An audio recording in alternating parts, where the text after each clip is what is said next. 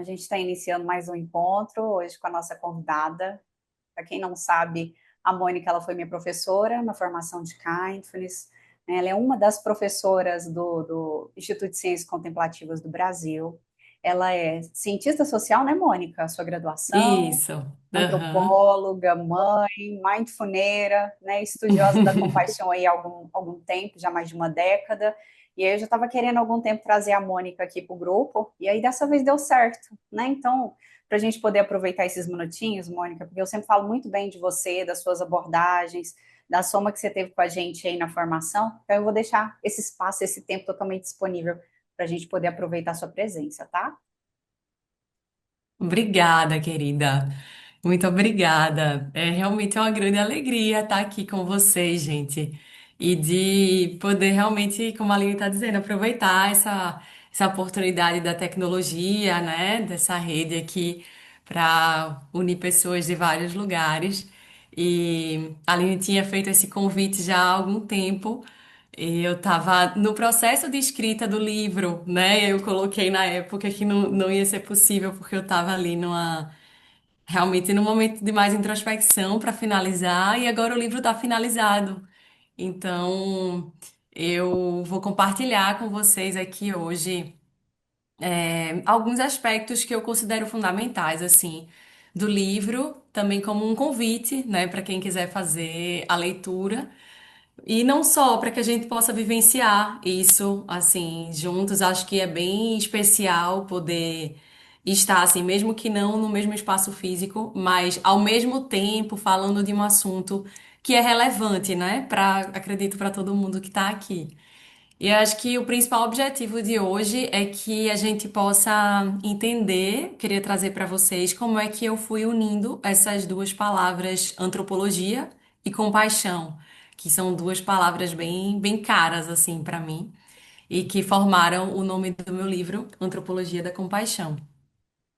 Que por sinal, deixa só eu buscar ele aqui, tá? Porque eu vi que eu Ô, tô aqui Mônica, com a eu também não te apresentação. perguntei se você queria apresentar algum PowerPoint, alguma coisa.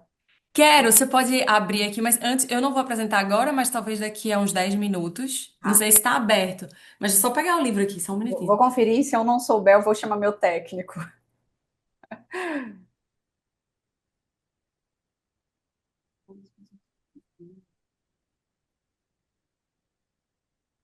Tá liberado, tá? Pronto.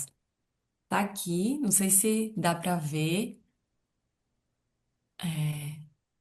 A tela tá. aqui agora. Esse aqui é o livro.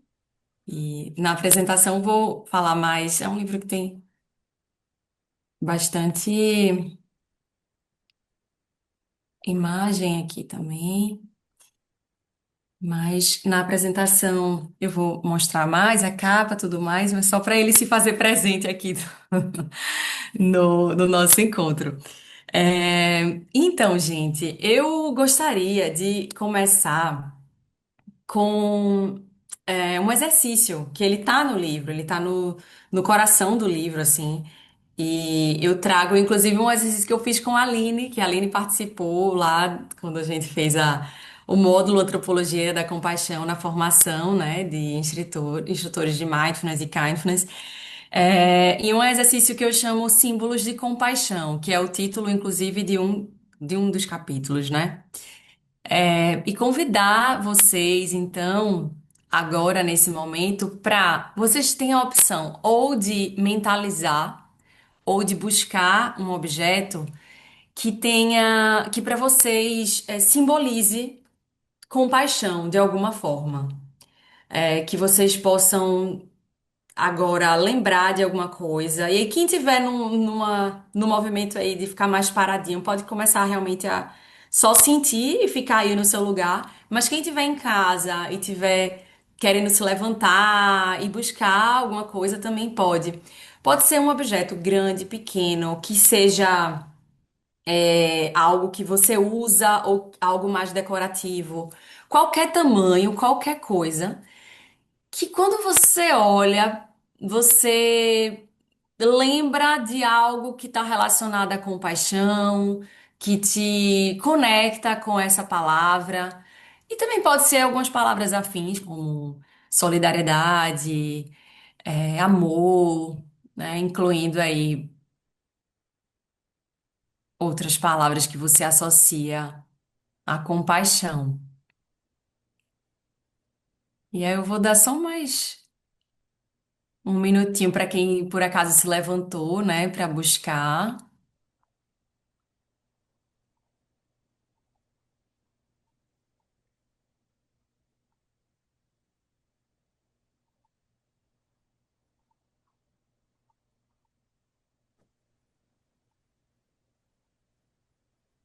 E agora a gente pode ficar no momento mais contemplativo. Vocês podem escolher uma posição confortável, se quiser colocar os pés na cadeira, ou as pernas dobradas, né? Ou deixar os pés tocando o chão, como for melhor para vocês.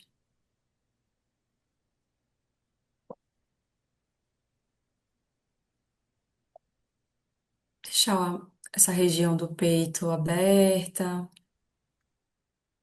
queixo paralelo ao chão.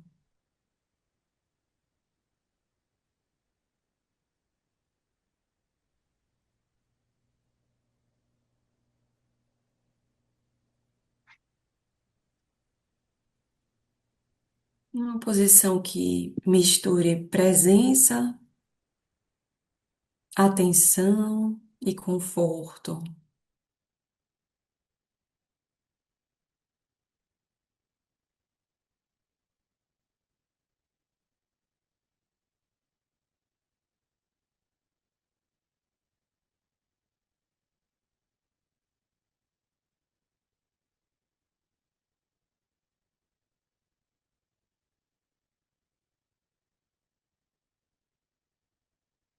E agora, em conexão com esse objeto que você escolheu,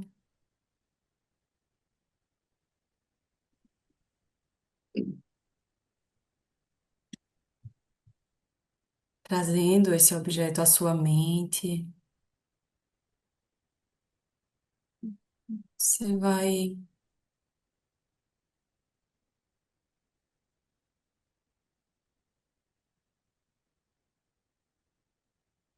ao mesmo tempo, entrando em contato com ele, enquanto também entra em contato com a sua respiração.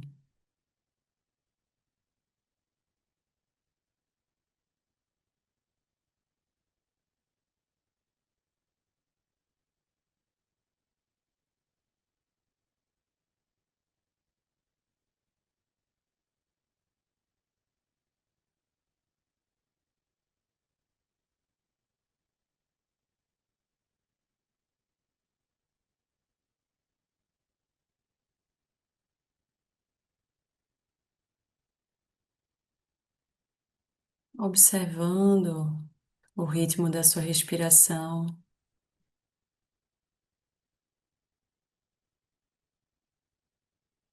como um movimento de amorosidade com você mesma, com você mesmo.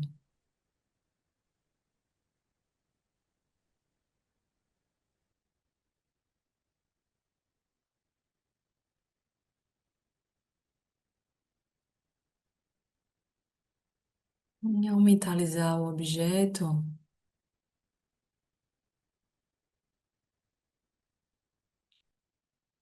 tente responder, sentir o que está visível nesse objeto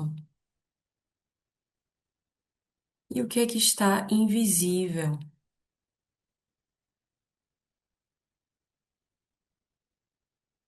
o que o torna um símbolo para você do que seria a compaixão na sua vivência.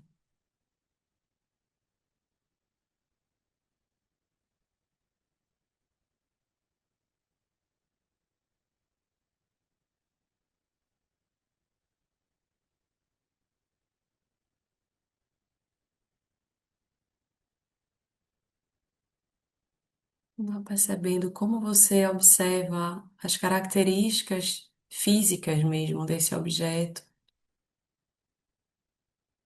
o que você vê, o que está visível e o que está invisível, que tem a ver com a sua história e com a sua relação com esse objeto.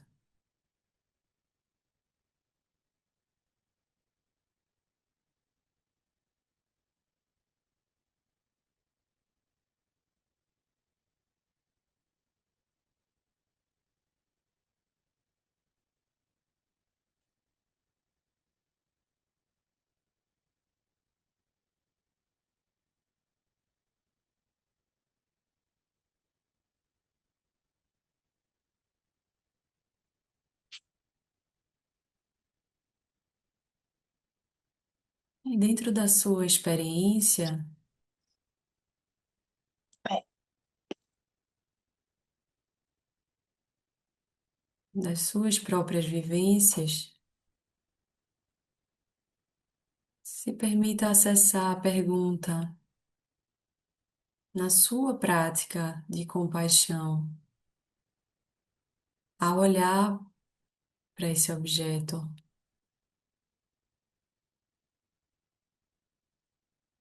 quais os desafios?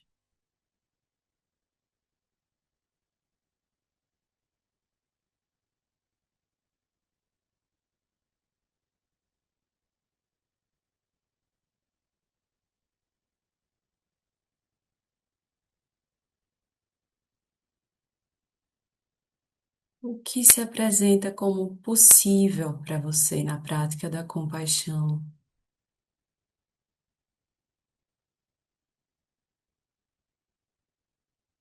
E o que se apresenta como desafiador?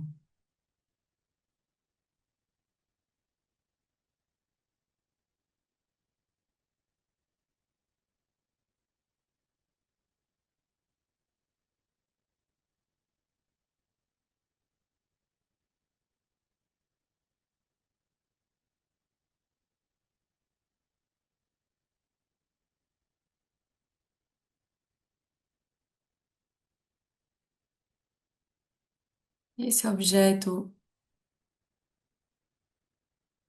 ele te convida para alguma direção? Qual o convite que ele te faz?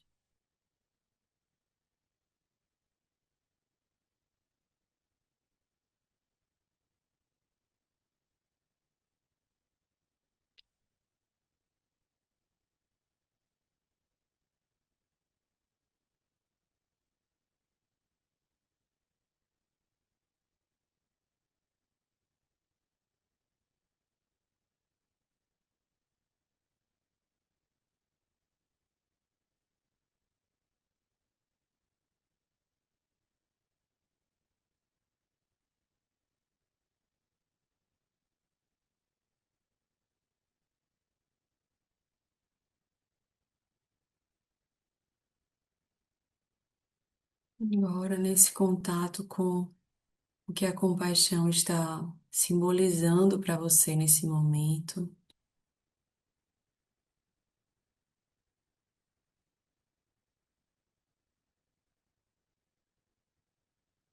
deixe-se tocar pelo que veio,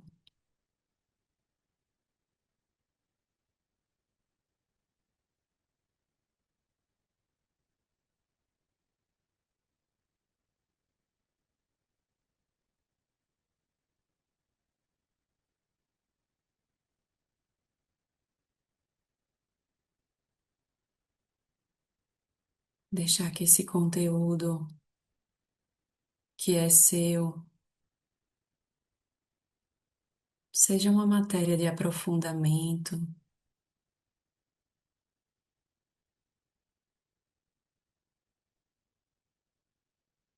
com generosidade,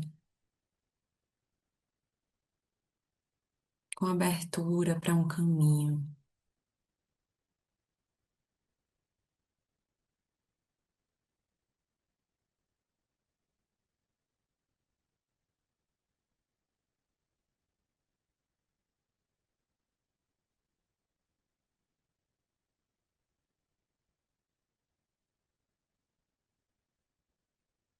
E aos pouquinhos, no seu tempo, pode se preparando para abrir os olhos.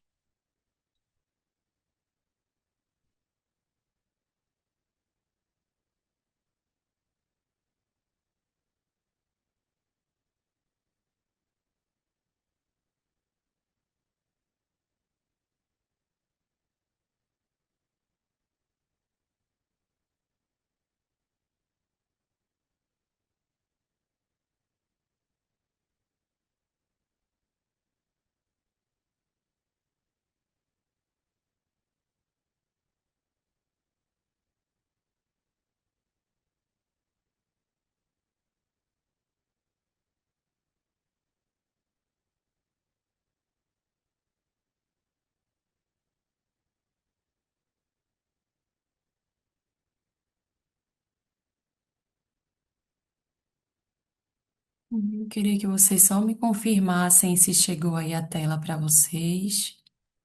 Chegou, Mônica. Tá dando para ver direitinho? Tá sim, tá ótimo. Tá, joia.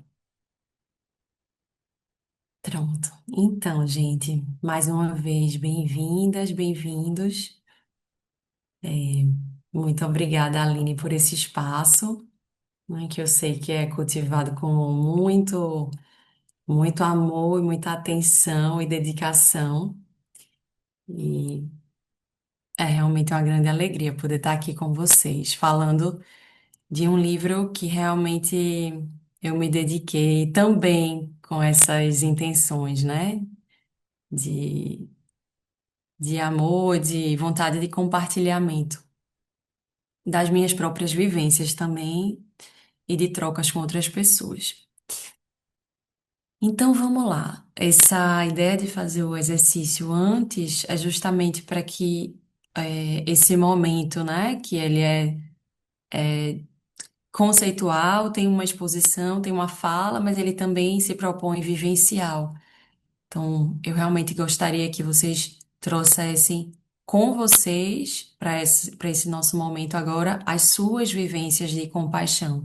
Então, a ideia é que esses símbolos que vieram, eles fiquem aí circulando no imaginário de vocês e na presença de vocês agora, né? E que isso seja uma matéria para esse nosso caminho, esse nosso aprofundamento aqui em conjunto. Então, o nome do livro é Antropologia da Compaixão. E falando mais um pouquinho, né, de quem é essa pessoa que escreveu, que eu acho que é importante, de trazer um contexto. Eu sou antropóloga, escritora, instrutora e praticante de meditação. Escrevi esse livro que foi lançado em 2025 e eu acredito em uma antropologia que mexe em quem somos a partir do conhecimento de si, do outro e do mundo. Há 15 anos eu desenvolvo pesquisas e práticas para o cultivo de formas de vida e relações com mais respeito e sentido. E eu criei a Holos, Espaços de Compaixão, que é o caminho, né, de antropologia prática que eu venho percorrendo e desenvolvo trabalhos individuais e em grupo nos campos da educação, das artes e da formação humana. Então, esse livro é uma expressão desse trabalho que eu venho me dedicando, por esses 15 anos. E eu trago aqui para vocês um pouco da sinopse do livro, que é uma investigação e um exercício sobre estarmos no mundo em companhia uns dos outros. E para mim isso já tem muito a ver tanto com antropologia quanto com compaixão. O livro nasce da observação de muitos empenhos, vindos de tantas direções, para considerarmos as necessidades individuais e coletivas ao agir em sociedade. Então, para mim, o livro em si é um processo de observação profunda, não é apenas eu falando o que eu sinto, o que eu acho que é a compaixão, mas, sobretudo, o que eu pude captar, né, vindo de diferentes direções.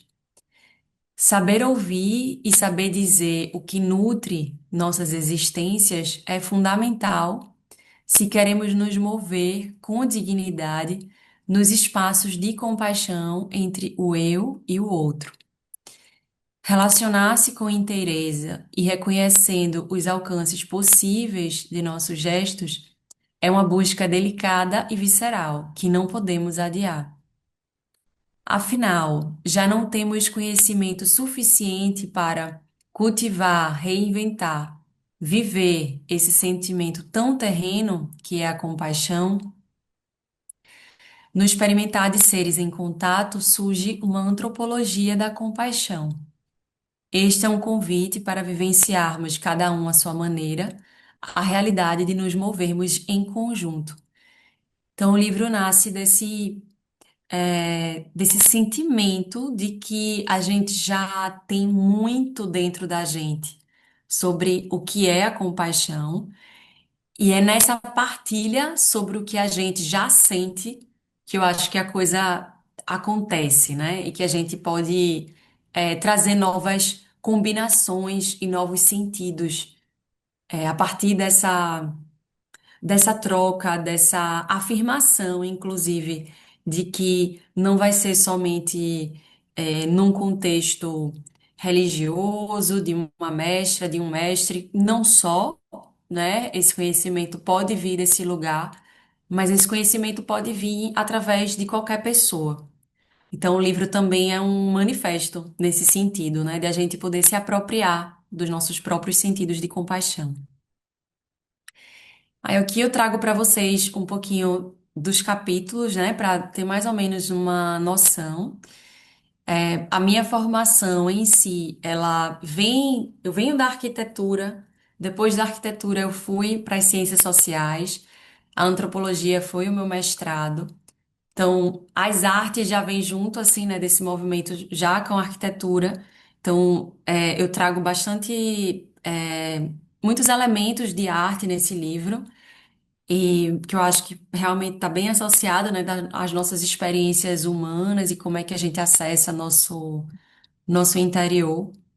E a meditação também está bem próxima, né? Eu comecei a entender mais o que é antropologia a partir também do aprofundamento na meditação. E também da mesma forma com a filosofia, porque a gente constrói as ciências sociais a partir também de um conhecimento filosófico.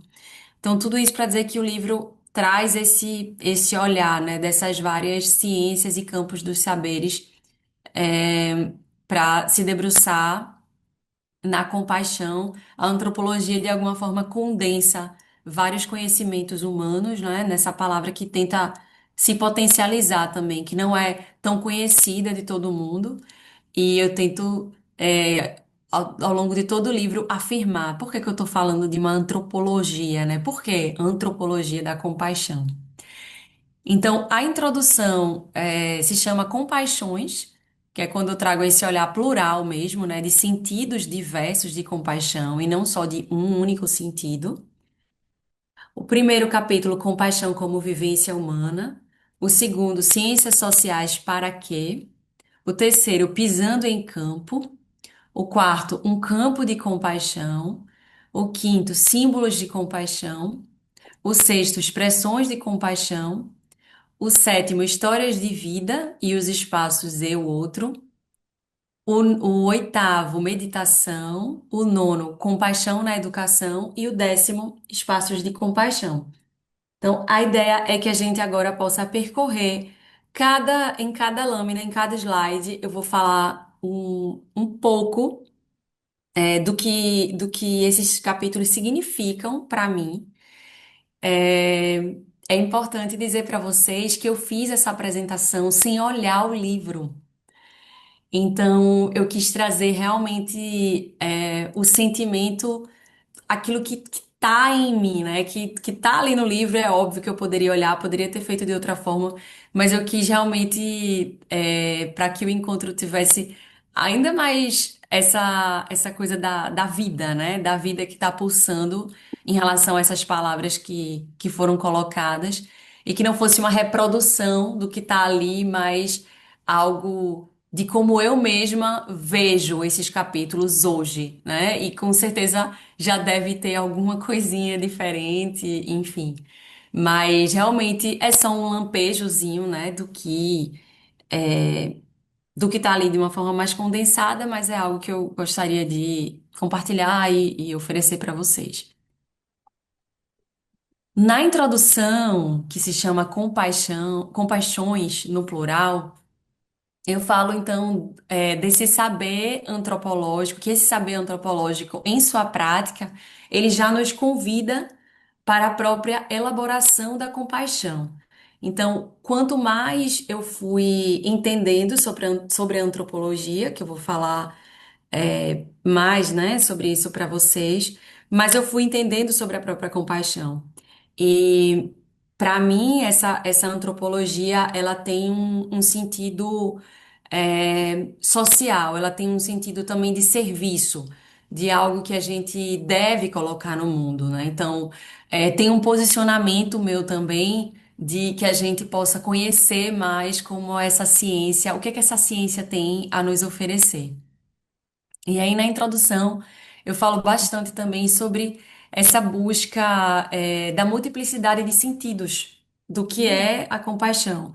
Porque eu entendo que é nessa escuta do outro, do que cada pessoa tem a dizer, que a gente consegue criar, né, uma noção antropológica da compaixão, realmente diversificar esse vocabulário, que eu sinto que por muito tempo ficou ali mais restrito a um lugar de mais autoridade, a um lugar mais, uma relação mais vertical, né? De que alguém que é detentor do saber pode dizer o que é a compaixão. E então eu tive realmente esse desejo, né? De vamos todo mundo se ouvir. Então, o livro parte muito desse pressuposto. E também vem junto com esse diálogo entre saberes que eu falei para vocês, né? Então, da antropologia sendo alimentada pela meditação, pela filosofia, pelas artes, pela psicologia também, pela educação, enfim. As ciências humanas em conjunto para falar de algo que é tão humano, né? E aí, nesse sentido, eu me proponho a estar entre observação, participação e silêncio ao longo de todo o livro. É um convite, que eu trago, né, para que realmente a leitura seja uma experiência dessa forma, que a gente possa observar, participar e também silenciar. No primeiro capítulo, Compaixão como Vivência Humana, eu trago a filosofia para situar a compaixão como um empenho individual, coletivo e também de nossa espécie humana. E além da nossa espécie também, né? Cada vez mais eu entendo a nossa humanidade, e esse fazer antropológico como um movimento de nos situar como seres humanos e ir para além do que é ser humano, de entrar em contato com outras espécies e com outras formas de vida e de natureza, enfim.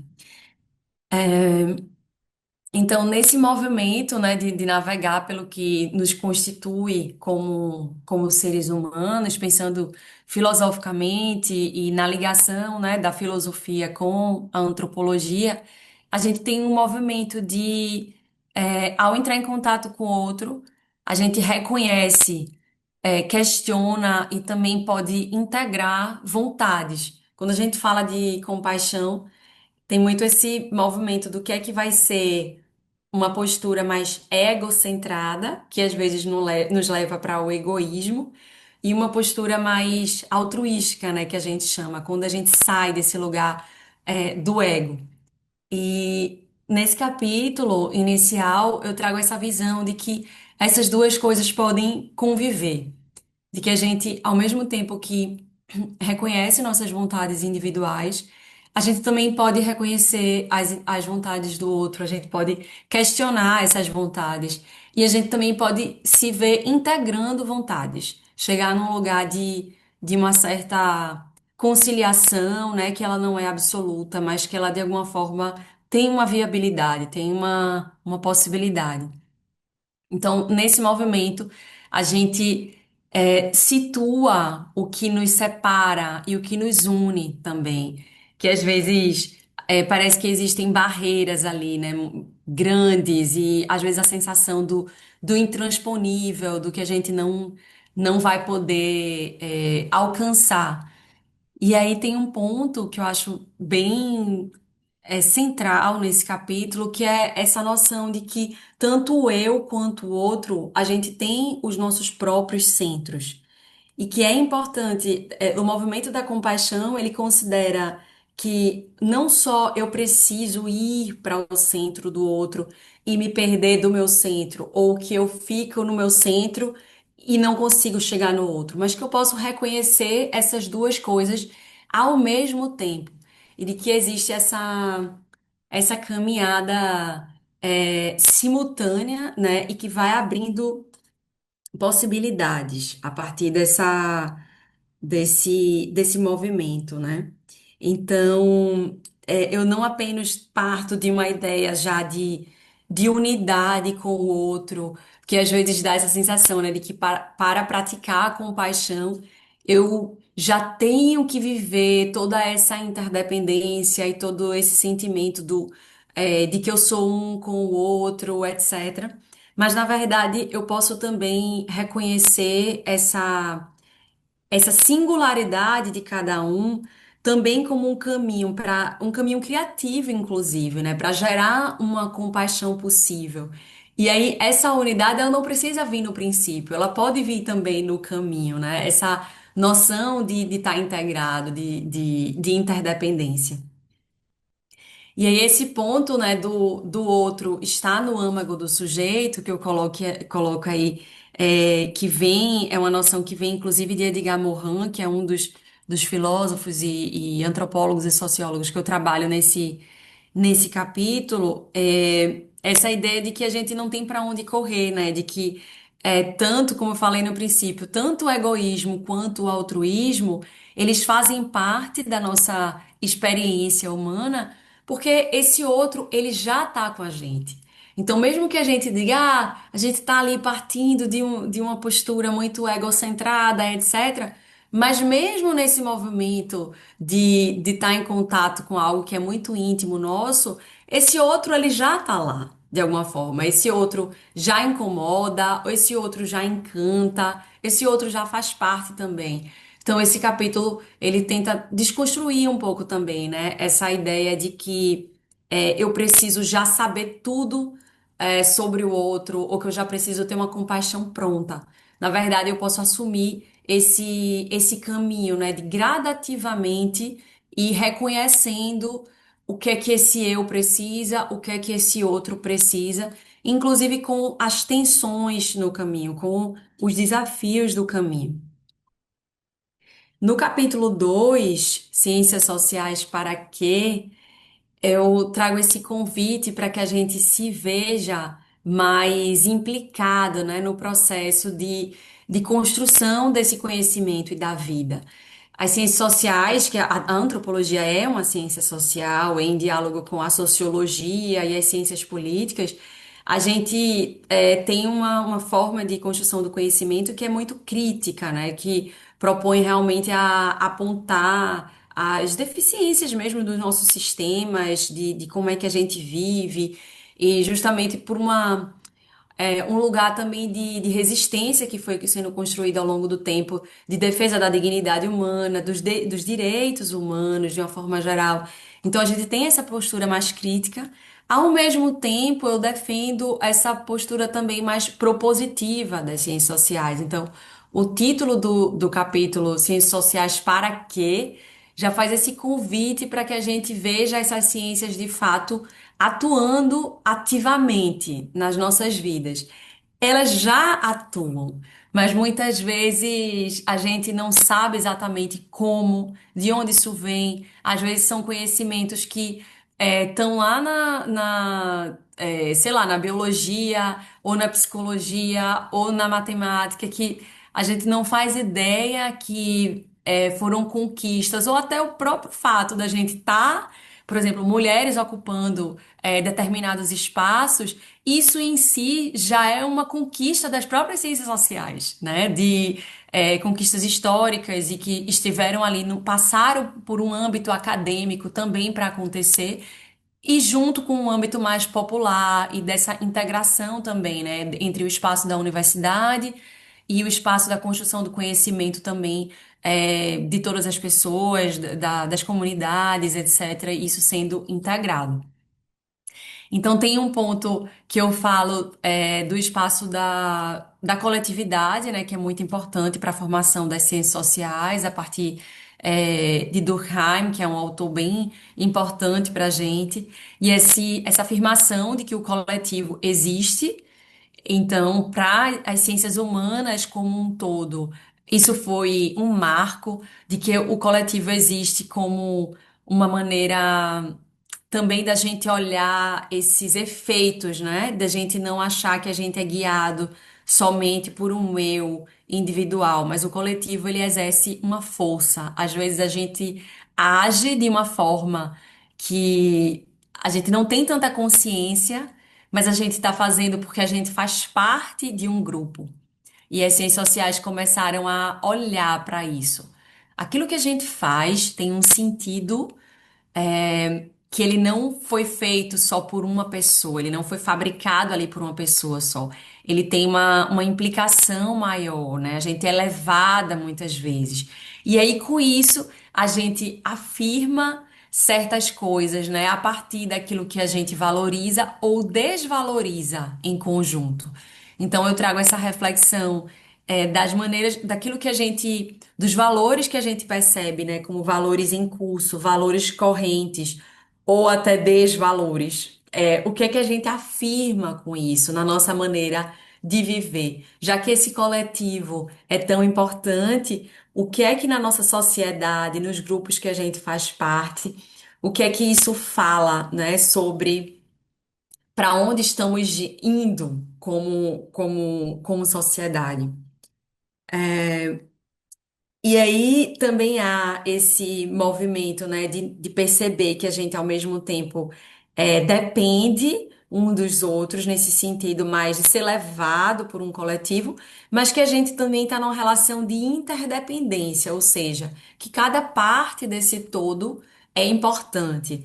E observando, né, essa dinâmica de parte e todo, também é algo que a gente enfim, se debruça bastante nas ciências sociais. E depois também tem um olhar crítico, como eu estava dizendo para vocês, né? Então, por exemplo, o olhar de Marx, que foi muito importante na construção, na consolidação das ciências sociais, em que ele passa a observar quais os movimentos que nos alienam uns dos outros, né? A partir da observação das relações de trabalho, por exemplo. Então, o que é que a gente faz que faz com que a gente passe por cima um do outro? E que a gente também às vezes não percebe isso, né? Então, de várias formas. Então, ter mais clareza sobre essa às vezes, o que a gente vai construindo, que vai nos separando dos outros em vez de nos unir. Isso é algo também que a gente vem tentando observar, né? Nas estruturas sociais, nas instituições sociais, o que é que vai criando esses movimentos ao mesmo tempo de alienação, mas também de emancipação. E depois tem o ponto do fazer ciência social, que pressupõe a possibilidade de acessar o mundo do outro. Esse aspecto eu acho bem especial, assim, né? Porque a gente pode, ao mesmo tempo, observar essas estruturas da sociedade, e para fazer isso, a gente não é só algo em que eu vou ver de fora. Eu preciso entrar, eu preciso sentir que eu faço parte também dessa sociedade, ou ao menos me colocar no lugar de determinado grupo para sentir que realidade é essa. Então, esse movimento de acessar o mundo do outro é algo que a gente vem desenvolvendo, né, aí ao longo de mais ou menos 200 anos de ciências sociais, em que a gente passou a afirmar que é possível compreender o mundo do outro.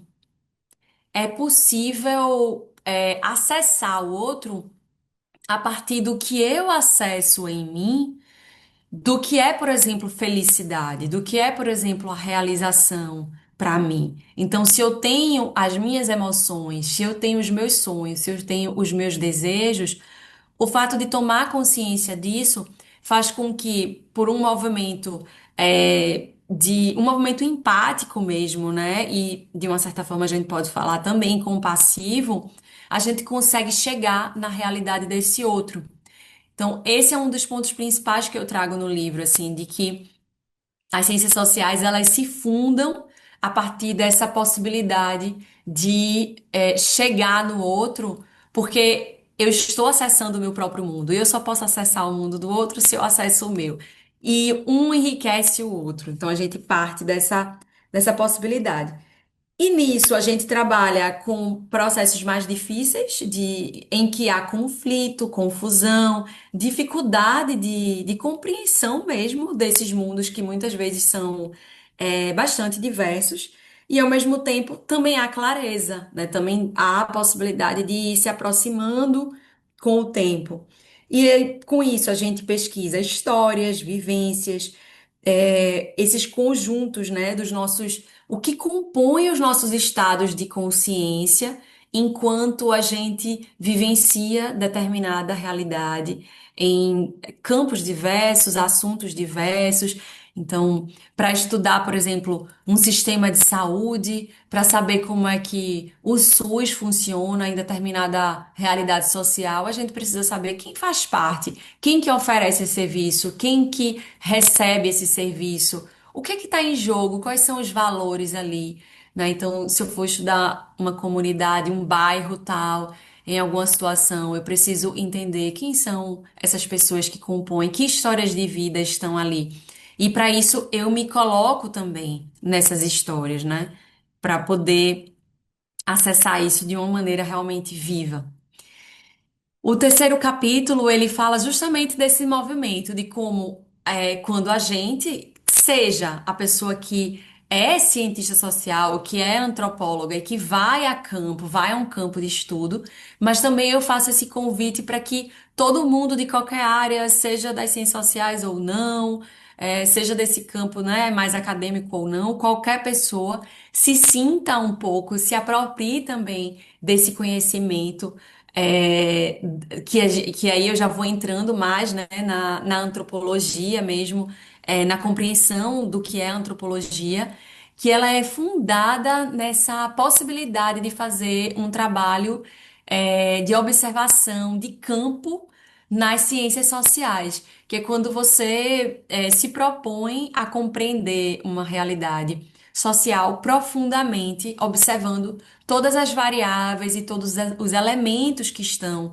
ali em jogo. Então, eu saio um pouco do campo mais individual, mais psicológico, daquilo que compõe o nosso funcionamento, né, interno, psíquico, e eu vou para um lugar em que eu tô ali unindo diferentes seres e entendendo como é que esses seres atribuem sentidos às suas vidas e constroem, né, as suas vidas como seres sociais. Então, nesse ponto, a antropologia eu considero assim, né, como uma ferramenta social para a elaboração de nossas relações eu-outro. O próprio exercício de fazer antropologia, de estar em campo, ele é um exercício de elaborar essas relações eu-outro. Qualquer conhecimento de qualquer realidade, né, já permite que a gente faça isso, que a gente elabore essas relações. Então, está em campo para compreender a si e ao outro. E aí eu vou fazendo essa aproximação, né? Afirmando que isso de estar em campo já é, de fato, um fluxo de compaixão acontecendo ali, né? Eu não tenho como me colocar, nesse campo para compreender ali algum grupo se eu não estiver acessando já essa possibilidade de sentir com o outro, de estar com o outro, fazendo essa construção. Então, nisso eu tenho, mais uma vez, como eu falei para vocês, os incômodos e os encantamentos, né, desse movimento de conhecer o outro, que ele traz também conflitos e dúvidas, questionamentos sobre a nossa humanidade, né? Sobre para onde a gente vai com cada coisa que a gente faz. Mas aí, junto com isso, a gente tem a possibilidade de sair da especulação, então eu saio de algo que a gente normalmente imagina, né? Alguém escreveu sobre determinado grupo e colocou ali numa prateleira. Só que para você escrever sobre determinado grupo e colocar na prateleira, você precisa sair de um lugar de você achar como é que aquele grupo funciona e sair de uma especulação sobre como a realidade funciona e você precisa colocar a mão na massa, né? Realmente. E colocar a mão na massa para a gente, né, para a antropologia, é você perceber todas as variáveis que compõem aquele sistema social. Então, a gente vai falar de raça, classe, gênero, religião, parentesco, família, saúde, doença, cosmovisão, sistemas filosóficos daquele que estão ali em curso naquele grupo, questões econômicas, de valores, né, de sentido mesmo de vida e de realização. Então a gente vai acessar na antropologia tudo o que compõe as nossas vidas e as vidas daquelas pessoas que estão em campo, que fazem parte daquele determinado grupo. Então, por exemplo, um estudo numa escola, né? Numa escola, num bairro tal, em São Paulo. Quando eu entro nessa escola para saber quais são as dinâmicas de funcionamento dessa escola, como é que as crianças se relacionam ali, etc., eu vou ter que considerar todos os marcadores sociais, né, de como aquelas relações acontecem ali. E então, isso é, eu vou aí levar em consideração tanto como essas pessoas vivem e quais as variáveis em jogo ali, mas eu também vou estar levando a minha história junto, o meu olhar, a maneira como eu olho para aquela realidade já vai também falar, né, sobre aquilo que compõe a minha vida. E aí, nesse sentido, a gente vai estar sempre considerando um movimento que ele é de presença, eu tô ali presente, observando aquela realidade, sentindo com o outro aquela realidade, mas eu também vou estar refletindo sobre o que é que está acontecendo, né? Então, esse momento que ele é de observação e ao mesmo tempo de parar para sentir, para concatenar as ideias, é um movimento fundamentalmente antropológico, né? Da gente elaborar o conhecimento, tanto na presença do outro, mas também no nosso silêncio. E aí há um paralelo que eu considero inevitável, né, para o próprio movimento da compaixão, que é dessa saída, a gente vai a campo, quando a gente se relaciona com qualquer pessoa, vai na casa de qualquer pessoa, esse também é um campo de compaixão, né? Eu falo bastante isso no livro, assim, eu tô indo em direção a esse outro, e ao ir em direção a esse outro, eu tô considerando tudo que está em jogo na vida desse outro e também tudo que está em jogo na minha vida. Então, o capítulo 4 ele fala de algumas possibilidades, né? Quando a gente fala de um campo de compaixão, de um campo de aprofundamento sobre o que é compaixão. Então, se a ciência também integra a própria vida, podemos nos dedicar às novidades que surgem no campo relação. Então, nesse capítulo eu falo da complexidade, né, que está em nós e nos outros. Eu falo um pouco sobre estudos, na antropologia que fazem essa relação um pouco mais evidente com a compaixão, que são estudos sobre ajuda humanitária, que a gente pode se perguntar qual o impacto, né, dessas microações que nos levam a agir dessa forma, né? De se colocar ali no empenho, de ajudar o outro. E ao mesmo tempo em que a gente observa que ao agir para o outro, a gente tem motivações e também tem resultados. Então, muitas vezes a gente coloca, será que essa ajuda, será que isso que eu estou fazendo para o outro é algo que vai ter realmente um efeito substancial? E aí, nesse capítulo, eu coloco que tudo o que a gente faz, né, tentando se implicar na sociedade, seja com uma pessoa mais próxima, uma pessoa mais distante, ou seja, conosco, tanto as motivações quanto os resultados importam, né? Não é só uma questão de calcular se aquilo ali vai mudar determinada, realidade social, mas aquilo que a gente sente quando a gente está junto com o outro também importa, né? Também é muito importante, aquilo que nos motiva para estar uns com os outros. E é importante que a gente observe isso acontecendo na prática.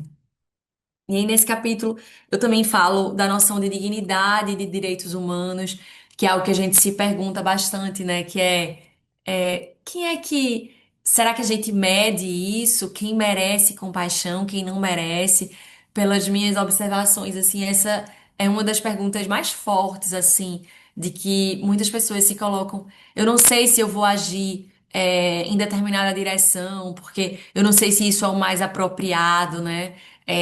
Então, a gente, de alguma forma, mesmo sem querer, faz esse julgamento, né, de em quais situações a gente vai se implicar, com o outro, ou qual situação nossa individual vai merecer ali um movimento de a gente se empenhar mais, mas ao mesmo tempo que eu falo dessa relatividade mesmo, né, de que a gente vai construindo essas noções de dignidade ao longo do tempo, de que isso não tem uma, uma resposta fixa e que é importante que a gente se abra para entender quais vão ser as possibilidades, né, de ação diante da realidade.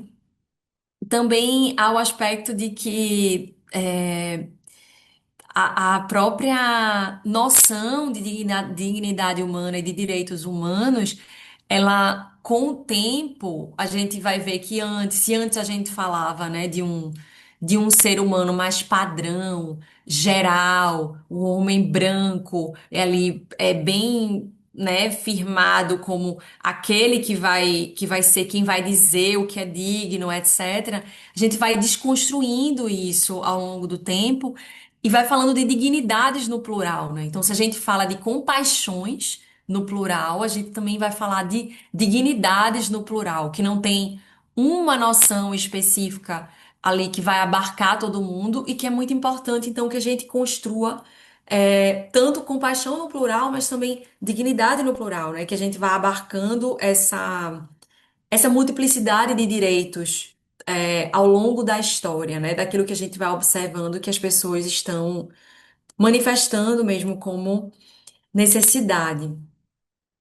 E aí, no capítulo 5 eu trago essa imagem, que é uma das imagens, né, bem, assim, importantes que eu trago no livro.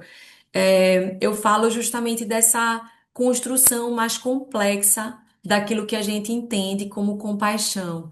Em vez de uma imagem já pronta, do que pode ser esse movimento, uma imagem mais inacabada e de uma certa forma mais livre, né, de como é que é possível esses movimentos, da gente perceber que esse caminho ele está aberto, que tem muito a ser assim, a acontecer e a ganhar forma a partir do nosso envolvimento com essa realidade e que as coisas vão acontecendo de fato, a partir de sentir que eu estou ali fazendo parte, né, dessa construção do que é essa compaixão e não que alguém está me dizendo o que é. E aí eu falo nesse capítulo justamente que a gente sente e age simbolicamente. Então eu pergunto, como a gente fez, né, esse exercício no comecinho, quais símbolos movimentam sentidos de compaixão em nós? Nós, em toda a nossa vida, os seres humanos, eles a gente não age ou não vivencia as coisas de uma maneira literal, né? Então, os objetos que eu convidei vocês para buscar, eles têm sentidos visíveis e invisíveis do que é a compaixão. E tanto o que é visível e o que é invisível traz toda a história de vida de vocês, né? Eu imagino que quando a gente se depara e quando vocês fizeram o exercício, que se a gente puder, eu queria ouvir um pouco de vocês, é, tá a história de vocês ali, né? E esse é o sentido, assim, do exercício, é que a gente possa olhar juntos para essas histórias e perceber que cada sentido desse ele vai sendo construído ao longo do tempo. Então, quando a gente olha para as nossas memórias de compaixão, a gente vai percebendo que a compaixão ela não é uma vivência pontual, ela pode ser também um fluxo, sobretudo um fluxo de aprendizado, né? De algo que eu tô no caminho, eu tô percebendo, tô ali construindo. Então não é uma ação isolada ou muito menos se eu sou compassiva ou não sou. Se alguma pessoa é ou não é compassiva, né? Não de a gente colocar nessa caixinha, mas é sobretudo de perceber que a gente pode se sentir nesse fluxo de compaixão com a vida. Isso acontecendo. Esses símbolos, então, eles se ligam às nossas necessidades de realização. Isso é um ponto que eu trago também, de que aquilo que eu percebo, né, que eu entendo ou que eu busco praticar por compaixão, com a compaixão também tem muito a ver com as minhas necessidades de vida e com aquilo para onde eu quero ir, o que é que pode me realizar, tanto individual quanto coletivamente. E aí, nesse movimento que ele é criativo, né, de se debruçar em relação à compaixão, a gente pode compor esses momentos que eles também são poéticos, né? E eu falo desse termo, a poética antropológica da compaixão. Ele é um movimento que é simbólico e a partir das nossas próprias vivências, né? Então, eu posso compor criativamente esse fluxo ao longo da minha vida. No capítulo 6 eu trago isso mais concretamente, né, esse ponto sobre os símbolos de compaixão. Então, eu faço esse convite e afirmo que é possível criar novas imagens para ampliar nossas vivências nas relações eu-outro. Então, eu trago alguns exemplos, né, desse projeto, que foi um projeto, esse capítulo, Expressões de Compaixão, de um aprofundamento com alguns artistas, pessoas, próximas em que eu fiz um trabalho de campo com elas, né, para entender quais os sentidos de compaixão em suas artes, como é que elas vinham se percebendo como artistas e como é que a relação eu-outro e a compaixão poderia estar presente ali na obra delas, né, na vida delas. E também eu trago um exemplo de uma criação que eu também fiz parte, que se chama Pesos do Mundo, de Solve Coagula, que aí essa imagem traz um pouco disso. Isso é uma das imagens, das várias imagens que a gente criou nessa vivência. No caso, foi uma parceria com Luma Torres, que é uma artista e fotógrafa daqui de Recife também. E essa imagem se chama Oferecer, e aí eu tô com essas pedras que a gente trouxe como metáfora dos pesos do mundo que a gente carrega, né, de alguma forma, e a gente pode ir sentindo e distribuindo esses pesos ao longo da vida. Então, foi uma vivência performática que ela resultou na construção de imagens, né, de fotografias e de vídeos ao interagir com essas pedras. Então, essa é uma das imagens que a gente fez. Essa aí tem esse sentido de oferta, né? De oferta dessas pedras que são pesos, que são experiências, vivências, enfim. E de alguma forma para trazer essa noção de que a gente pode também mexer com o nosso imaginário sobre o que é a compaixão. Sair de algumas imagens mais fixas e poder trazer novos elementos, né? Para nutrir as nossas próprias vivências. No capítulo 7 eu trago histórias de vida e faço essa relação também metafórica dos espaços de relação entre o eu e o outro a partir dessas histórias. Eu afirmo o método antropológico que eu venho desenvolvendo, né, que me permite estar em contato com as nossas singularidades para colocá-las em perspectiva.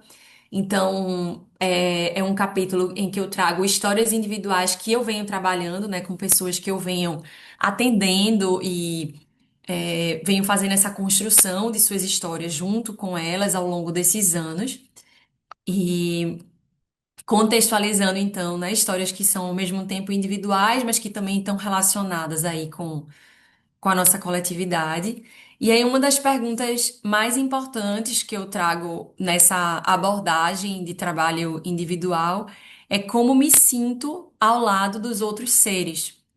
O que pode ser a compaixão para diferentes pessoas, né? Então, fundamentalmente nessas histórias, que são algumas histórias ou trechos, né, de algumas histórias que eu venho trabalhando e que eu trago no livro, a gente vai construindo junto, é, com as pessoas as suas compaixões, né, os seus sentidos de compaixão. Então, esse é um capítulo em que eu deixo isso mais evidente é, sobre esse processo, né, de pesquisa individual e trazendo essas histórias reais com as suas complexidades e mostrando como é que eu venho me debruçando, né, nessas buscas, valores, desafios, ofertas, de cada pessoa, né, que eu trago nesse capítulo.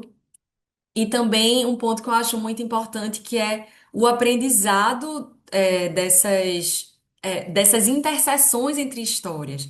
Porque das histórias que estão ali no capítulo, a gente pode captar pontos assim super ricos, né, da vivência de cada pessoa, mas ao mesmo tempo elas se tornam muito mais ricas, eu sinto, a partir da interseção entre elas, quando você junta uma história na outra.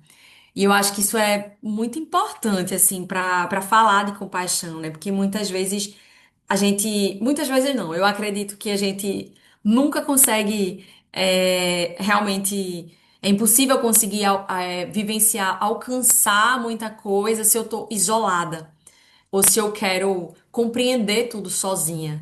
E quando eu vejo que a minha história ela tem relação também com outras pessoas, os nossos sentidos de compaixão eles vão ficando mais claros a partir dessa construção conjunta. E aí, já chegando mais para o finalzinho, o capítulo sobre meditação, eu trago a meditação como um campo mesmo de trabalho sobre a relação entre o nosso mundo interno e o externo. Então, ao longo dos anos, né, quando eu fui também me aprofundando na minha própria prática de meditação e me tornando instrutora, eu fui fazendo trabalho de campo sobre a meditação, sobre o que é que acontece quando a gente medita. E esse processo de um conhecimento maior sobre as práticas meditativas, isso foi abrindo muitos caminhos também para uma compreensão mais apurada da própria compaixão, né? Isso foi bem importante para mim, no sentido de quanto mais a gente vai percebendo os nossos caminhos individuais de introspecção, de acesso ao mundo interno, a gente também vai podendo construir pontes, mais evidentes com o mundo externo. Então, a meditação tem muito esse diálogo, né? Quando a gente fala de meditação entre o que é a filosofia oriental e também o que é a filosofia e o conhecimento aqui produzido no Ocidente. Então, eu falo nesse capítulo sobre isso, sobre a minha relação, né, com a filosofia que vem do Oriente, com o próprio mindfulness e o kindness. E como isso a gente consegue traduzir de alguma forma, né, para um contexto mais ocidental. Então, como é que a gente se sente na relação entre o que está dentro e o que está fora? Isso é algo que eu tento trazer nesse capítulo. E a meditação como o cultivo do que é importante para cada pessoa. Então, seja um sentido mais sagrado, seja um sentido de assim, cultivar a atenção, cultivar a presença na meditação. Eu acho que quando a gente é, junta, né, de fato, o que é que a gente está fazendo ao meditar, para mim vem muito como um cultivo daquilo que é importante para cada pessoa. E, obviamente, isso vai sendo desenvolvido, né, na experiência de cada um, de cada uma. Capítulo 9 eu trago a experiência do meu trabalho em escolas. Então, quando o campo ele é a própria escola, né, e a gente observa os limites e possibilidades disso na prática, o trabalho em escola foi a semente do meu próprio campo, ainda quando era estudante. E essa experiência em escola com crianças, ela foi me permitindo essa circulação, né, das ciências sociais em diálogo com as artes, com a pedagogia, com a meditação, com a filosofia, com a psicologia. Então, eu fui unindo mesmo esses saberes a partir desse lugar educacional, né, para poder construir o que é compaixão para cada pessoa. Então, essa pergunta, ela surgiu na escola para mim há, há todos esses anos, aí, nesses 15 anos, em 2011, né, que isso começou assim, essa curiosidade, essa vontade de saber o que é compaixão, mesmo para crianças, né, e para professores, professoras, e o que é compaixão para o grupo.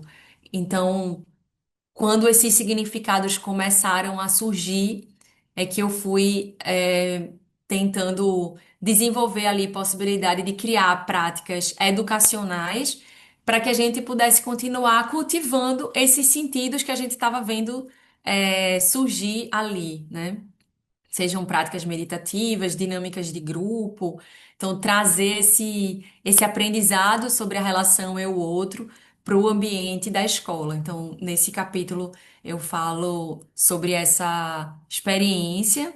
E no capítulo 10 que é o último, e que eu acho que, meu Deus, agora que eu tô vendo que a gente já tá assim bem avançada no nosso tempo, mas ele se chama Espaços de Compaixão. É um título muito precioso para mim, porque traz essa relação com a arquitetura, a ligação entre as ciências sociais e a arquitetura, que é o lugar em que eu iniciei, né, meu caminho, na universidade, e no sentido da importância de criarmos espaços dignos de nossas histórias e sentidos de vida. Então, tem essa relação do um espaço que ele ao mesmo tempo é o espaço físico da arquitetura, mas ele também é o espaço relacional, é o espaço é o espaço social, o espaço de criação, de vida, de coletividade. Então, essa palavra, inclusive, aí eu falo disso nesse capítulo, a questão do espaço, né, fez com que isso gerou o tema do meu trabalho, né, que é a Olos Espaços de Compaixão, dessa minha iniciativa, né, de trabalho de antropologia prática do meu projeto, que vem também dessa ligação com a palavra yoga, da noção de integração, de multiplicidade. Então, a ideia da gente construir esses espaços que possam agregar multiplicidades. E aí, nesse capítulo, eu falo também dessas 7 palavras em que eu fui criando o que eu chamo de um método antropológico vivo, manifestar, buscar, sentir, etnografar, agir, sustentar e circular. Então, ao final do livro, eu trago essas palavras, né, e falo um pouco como é que eu construí como é que essas palavras me embalaram ao longo dos anos e para a escrita do livro. Então, o livro, a conclusão do livro, na verdade, é com o começo, porque essas palavras elas estavam comigo desde que eu comecei a trabalhar com a temática da compaixão. E aí elas me motivaram, né, ao longo do livro. E aí eu encerro com elas e também, mas de uma forma muito aberta, né, deixando que essas palavras, tanto que a última é circular, deixando que elas possam de alguma forma, dialogar com os desejos, né, de vocês, da leitora, do leitor que estiver ali se engajando. Então, gente, para finalizar, com esse livro eu proponho um método antropológico vivo para a gente acessar sentidos de compaixão ligados às nossas singularidades e possibilidades de realização individual e coletiva. Essa é a ilustração que compôs a capa do livro. E aqui é o símbolo do meu trabalho, né, da Olus, Espaços de Compaixão. É, e também dizer para vocês que o livro está disponível na Amazon. E que para saber mais sobre o meu trabalho está aqui o site oluscompaixão.com.br. E é isso, eu falei muito, me desculpa, né? Mas, assim, me empolguei falando de algo que é muito especial assim para mim. Mas espero que tenha feito algum sentido para vocês. Eu não sei o quanto que dá para captar, né, da atmosfera do livro. É isso que eu tentei buscar trazer aqui. Mas é sim um livro que ele passeia por muitos lugares, então. Mas espero que tenha ficado alguma coisa assim relevante para vocês, convidativa para vocês. E aí, queria deixar o espaço para quem quiser falar, comentar, perguntar, se quiserem também compartilhar, né, como foi o exercício dos símbolos. Queria deixar também com a Aline para guiar, assim, a gente, porque eu não sei o quanto que vocês estão dispostos a ficar. O meu tempo tá tranquilo, assim, a gente pode prolongar mais um pouquinho, mas também se precisar fechar, tá tudo certo, assim, como vocês quiserem.